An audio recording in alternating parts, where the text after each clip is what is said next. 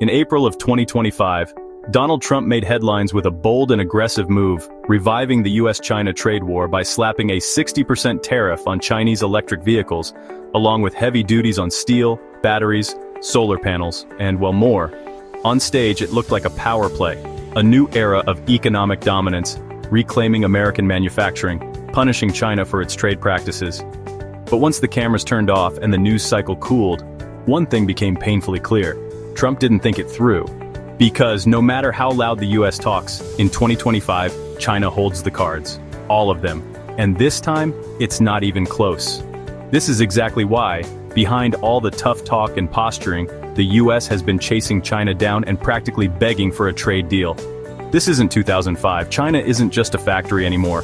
It's the nerve center of the global resource chain. And while America still imagines it's leading the world, China has spent the last 2 decades quietly building something far more powerful than cheap exports. Control over the raw materials that make modern life possible. Rare earths, graphite, gallium, cobalt, tungsten. These are the things you never hear about in campaign speeches, but are absolutely critical to producing everything from electric vehicles and smartphones to fighter jets, satellites, missile systems, and even basic renewable energy tech. And guess who processes the overwhelming majority of them? China.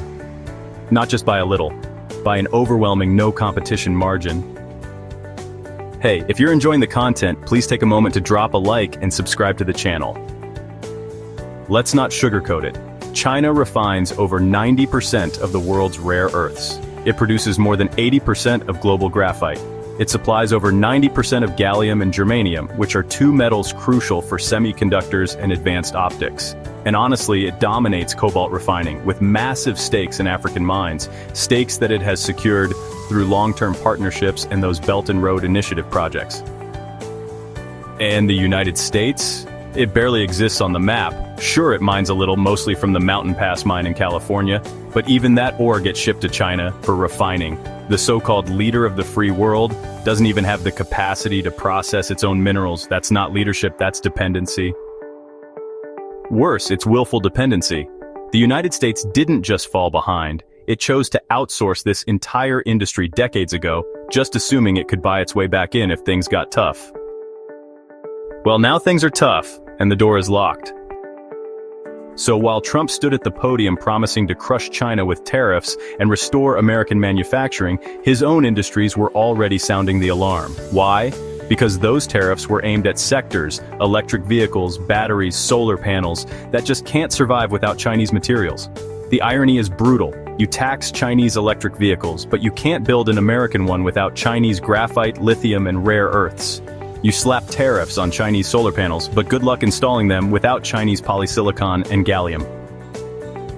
You know, it's like trying to starve your opponent by cutting off your own oxygen supply. The very same people who were out there cheering Trump's tariffs in public were honestly panicking in private because they realized that without Chinese inputs, there's just no supply chain. This isn't protectionism, it's economic self-sabotage. And well, it really didn't take long for the panic to set in. Within just a few weeks of Trump's tariff announcement, his own administration was already walking it all back. Behind the scenes, things were unraveling fast. On May 8, 2025, Treasury Secretary Scott Bessent and Trade Representative Jameson Greer met with China's Vice Premier He Lifeng in Geneva, Switzerland. Not to escalate, but to de-escalate. Their mission was simple: convince China to keep the minerals flowing. That same week, talks resumed in London, focused specifically on rare earth supply guarantees. And just days later, on June 5th, Trump himself got on the phone with Xi Jinping for a 90-minute call centered almost entirely on resource access. That's not strength, that's damage control. Publicly, Trump played it cool. Privately, he was sweating bullets. Because by that point, the situation was already spiraling. Defense contractors were warning of supply chain disruption. EV manufacturers like Tesla and Ford started delaying production targets. Military suppliers flagged potential slowdowns in missile system components, avionics, and satellite assembly.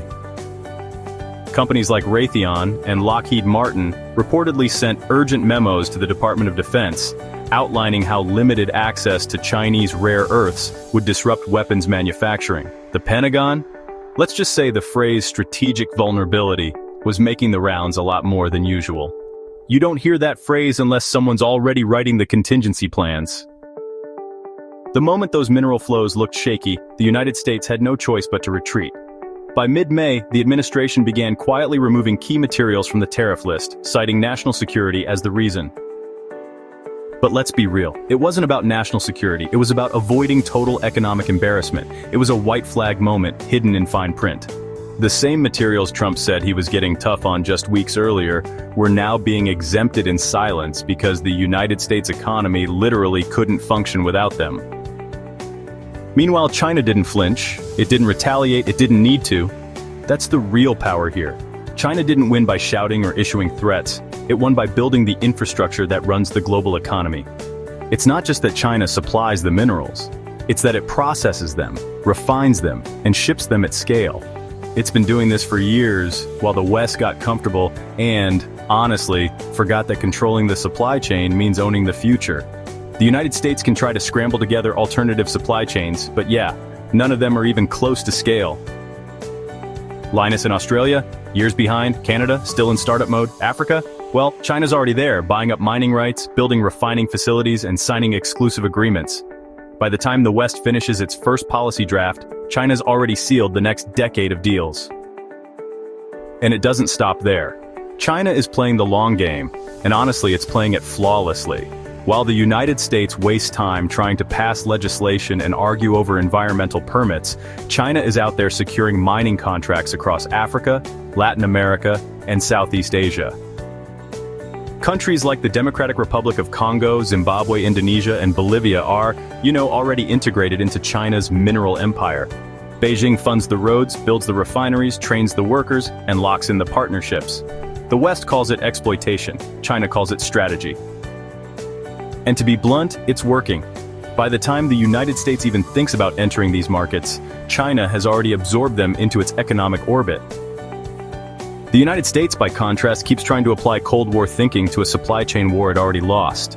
This isn't about ideology anymore, it's about access, and America simply doesn't have it. Every time Washington tries to spin up a new mining or refining project, it hits a wall cost, environmental delay, lack of skilled labor, or, well, just the simple fact that the United States abandoned this entire sector decades ago. It's kind of like showing up to a Formula One race in a used pickup truck and, wondering why you're losing. And instead of upgrading the engine, they're still bragging about how great the tires used to be back in 1985. And the worst part? The US knows it, everyone in Washington knows it. That's why they're flying to Geneva, to London, to Beijing, not with ultimatums, but with offers. That's why exemptions were rushed through and deals were cut in the shadows. Because honestly, they know this isn't a trade war, it's an economic hostage situation. The US doesn't just want China's minerals, it needs them. Without them, there's no clean energy transition, no EV boom, no defense modernization, no next-gen chip production, just, noise. Everything else, the speeches, the tariffs, the nationalism, it's just window dressing. And so, while American politicians keep yelling about tariffs and decoupling and standing up to China, the reality is a lot simpler. If China closes the tap, America shuts down. Full stop. There's no backdoor, no secret reserve, no magic workaround. The entire supply chain is dependent on a country they claim to be confronting. That's not strategy, that's delusion. And pretending otherwise only makes the United States look weaker. This isn't just about rare earths, it's about control. China has it, the United States doesn't. And the faster Washington accepts that reality, the less embarrassing this whole charade will become. Because, honestly, from where the rest of the world is sitting, the 2025 trade war isn't a war at all.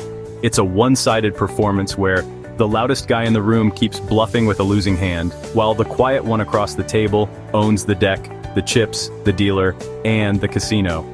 And unless something changes fast, this won't just be a trade loss, it'll be a full-blown strategic collapse masquerading as policy.